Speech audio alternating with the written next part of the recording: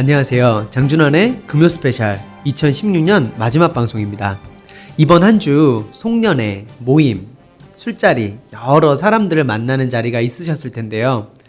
올해 한 해를 정리하면서 있었던 일들, 또 서로에게 감사한 마음들을 서로 나누다 보면 결국 마지막에는 한국에 있었던 정치, 사회 얘기 꼭 하게 되는 것 같습니다. 저도 한 주 동안 여러 사람들 만나고 또 여러 지인분들과 여러 자리를 가지면서 방송에 대한 얘기도 참 많이 들었습니다. 좋은 피드백도 많이 들었고 따끔한 조언도 많이 들었습니다. 제가 처음 방송을 시작하게 된 게 트럼프 신드롬이라는 책을 통해서 여러분들을 만나게 되면서 이런 방송을 하는 기회를 가지게 됐었던 것 같은데요. 그러다 보니까 한국 이슈도 중요하지만 미국 이슈를 조금 더 다뤄보면 어떻겠냐라는 많은 말씀들이 있으셔서 오늘은 조금 다르게 준비해봤습니다. 실제로 미국 이슈들 중에 진보 매체 또 보수 매체 통틀어서 굉장히 많이 다루어지고 있지만 한국 언론에서는 미처 다루지 못한 그런 이슈들이 정치, 사회, 경제에 있어서 고루고루 있는 것 같아서 오늘은 그런 이슈들을 하나씩 소개해드리는 그런 자리를 가지려고 합니다. 첫 번째로 정치 쪽 이슈를 한번 다뤄볼까요? 미국이 도널드 트럼프 대통령 당선자를 앞으로 4년 동안 미국을 이끌 지도자로 뽑게 된 이유는 무엇일까요? 도널드 트럼프가 가지고 있는 정치인으로서의 매력은 무엇이었을까요? 저는 그것을 도널드 트럼프가 가지고 있는 부의 축척과 부의 증대로서 이해합니다. 우리는 어느 순간 도널드 트럼프라는 사람을 통해서 그 사람의 성공을 통해서 미국이라는 개체를 치환하게 된 겁니다. 즉, 그가 성공한 방식이 미국이 성공하는 방식일 수도 있다라는 것에서 시작한 것이 그가 가지고 있는 정치적 정당성이고 당선의 중요한 원동력이 된 것입니다. 도널드 트럼프 대통령 당선인이 연설회나 아니면 TV 토론에서 자주 했던 말이 있습니다. 힐러리 민주당 대통령 후보가 부를 축적한 과정에 대해서 여러 퀘스천을 던졌을 때 당시 힐러리 후보가 트럼프 후보의 부의 축적 과정과 증대 과정에 대해서 여러 질문을 던질 때 트럼프 후보가 얘기했던 말이 있습니다. 여러 번 연설에서도 얘기했었던 건데요. 본인이 부를 축적하고 증대한 과정은 법의 테두리 안에 있었다는 겁니다.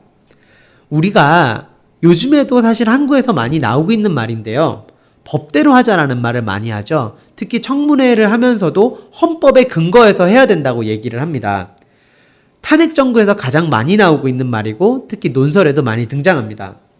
사실 법대로 하자라는 거는 큰 두 가지 전제가 필요합니다.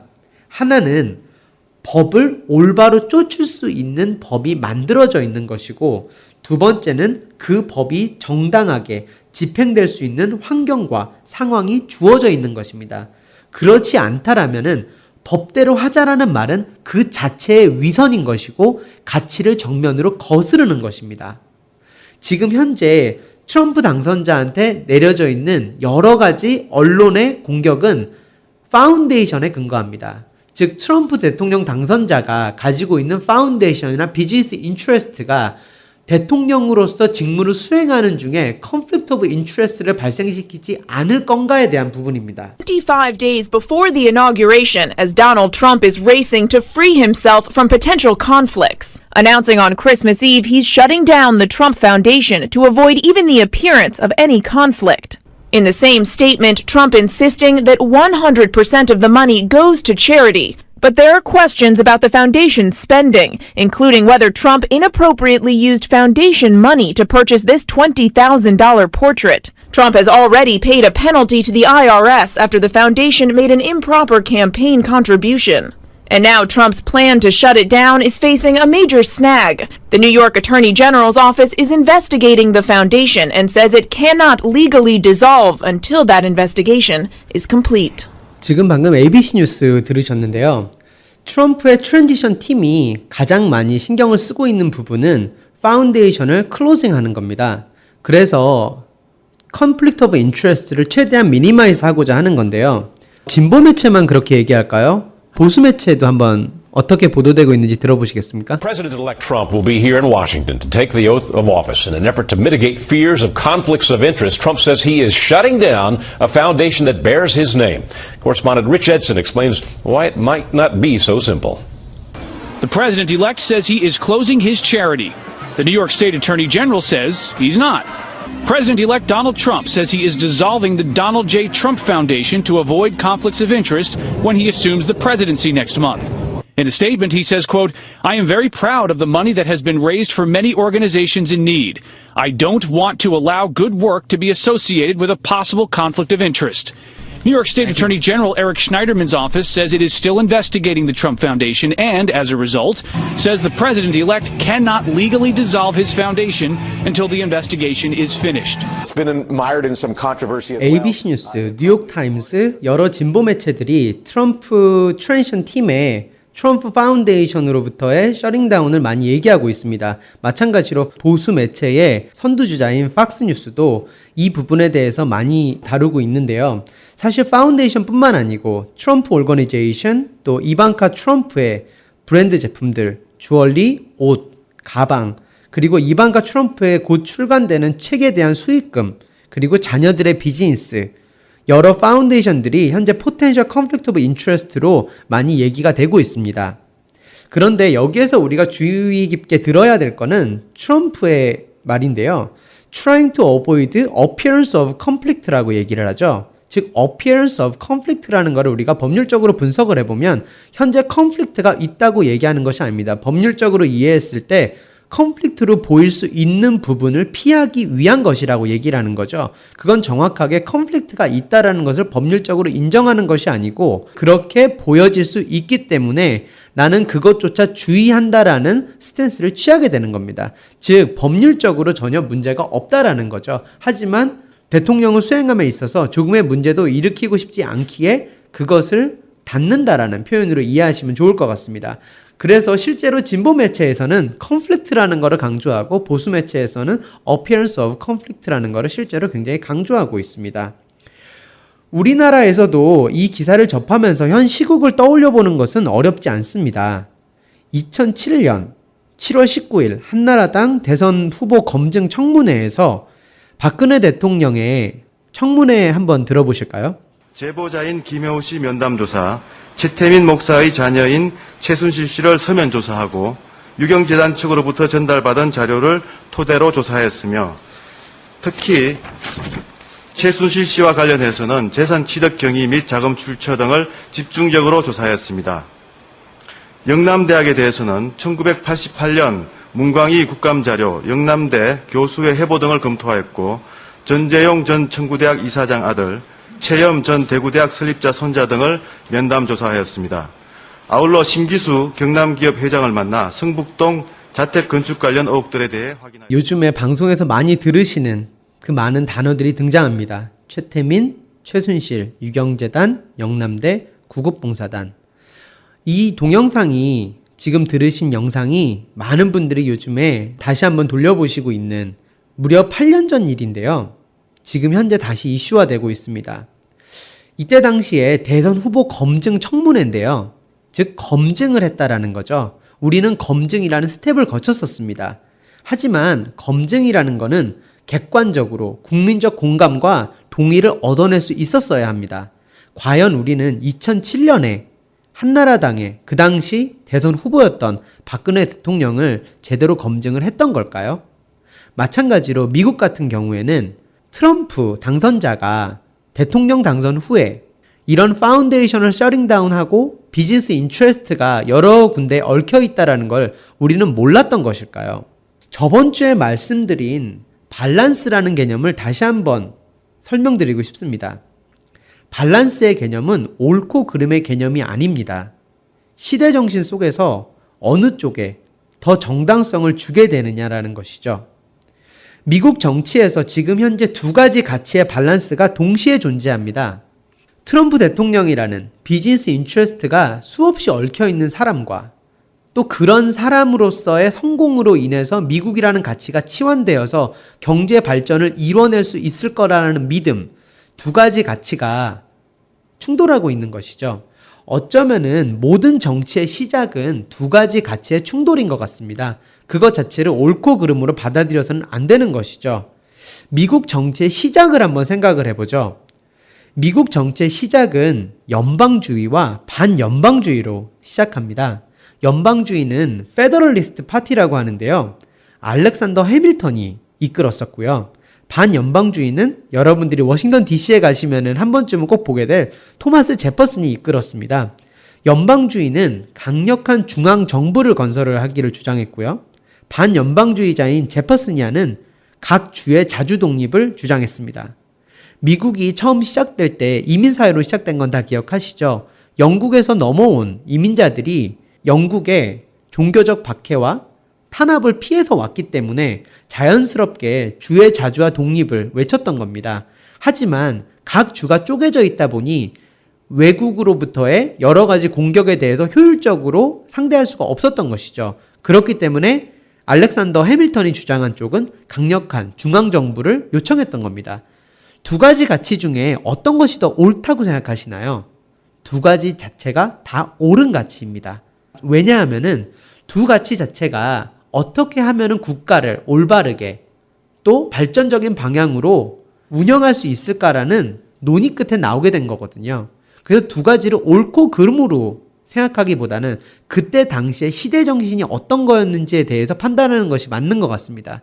그때 당시의 시대 정신은 영국으로부터 미국으로 넘어와서 새로운 나라를 건설하는 것이 그때 당시의 시대 정신이었습니다. 즉 변혁이었던 거죠. 그렇기 때문에 두 가치가 다 옳지만 그 두 가지 가치를 밸런스해 봤을 때 토마스 제퍼슨이 추진했던 자주와 독립의 주장이 더 힘을 얻게 된 것입니다. 마찬가지로 트럼프 대통령 같은 경우도 비즈니스 인트레스트가 있었다라는 것은 그 자신의 성공에서 비롯된 겁니다. 그것은 옳고 그름의 가치가 아니고 그때 당시의 시대 정신에 따라서 과연 이 부분을 어떻게 이해하고 넘어갈 것인가, 과연 이 가치는 미국의 경제를 발전시키는 가치보다 더 우선되어야 되는가라는 그런 쪽에서 받아들이는 것이 옳습니다. 우리나라의 청문회 같은 경우에도 마찬가지입니다. 2007년에 우리가 가졌던 가치는 무엇일까요? 어쩌면은 지금 현재 미국이 하는 고민을 우리는 2007년에 했는지도 모릅니다.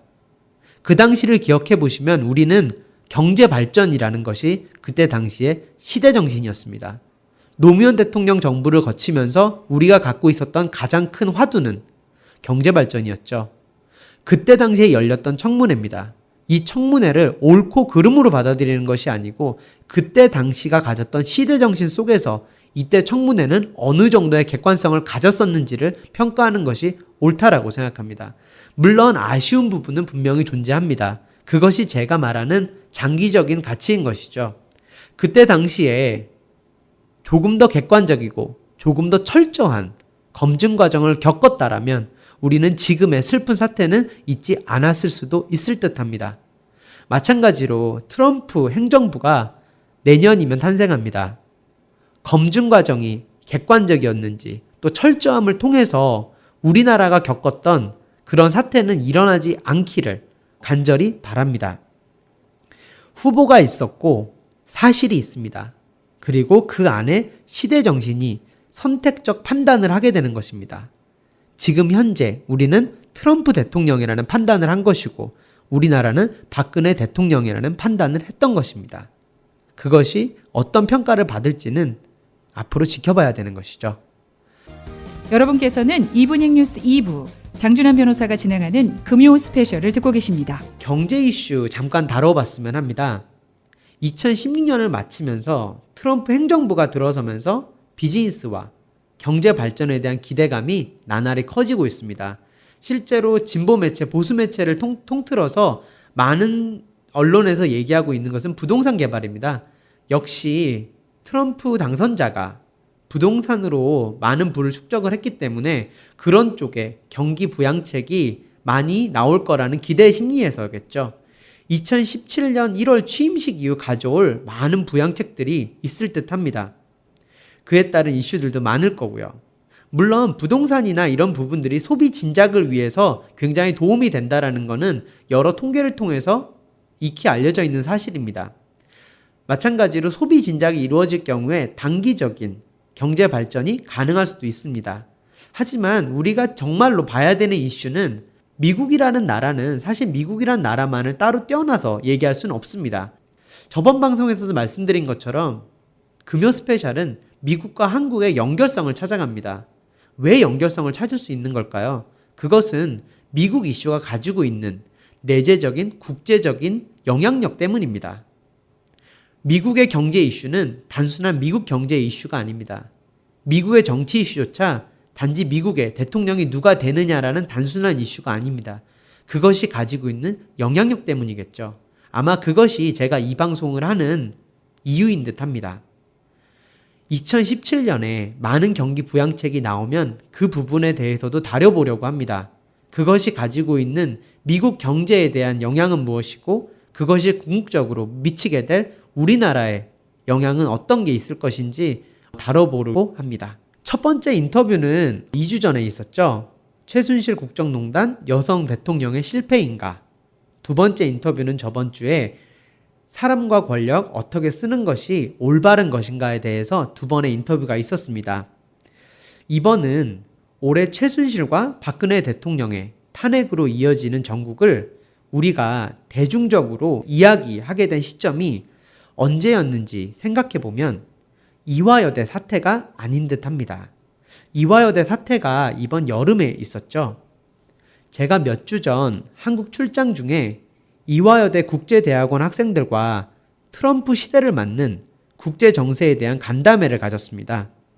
기말고사 중에도 바쁜 중에도 많은 준비하고 와서 토론에 임해준 10명의 학생들에게 이 자리를 빌어서 다시 한번 감사 인사를 전하고요. 간담회 후에 토론을 준비하고 이끌어준 이화여대 국제대학원 박현선 학생회장과 인터뷰를 가졌습니다. 어쩌면 이화여대 사태, 이 모든 탄핵 정국을 처음으로 대중의 관심으로 만들어낸 그곳에서 가장 가까운 곳에서 피부로 이 사태를 시작 전부터 경험한 그 순간을 한번 들어보았으면 합니다.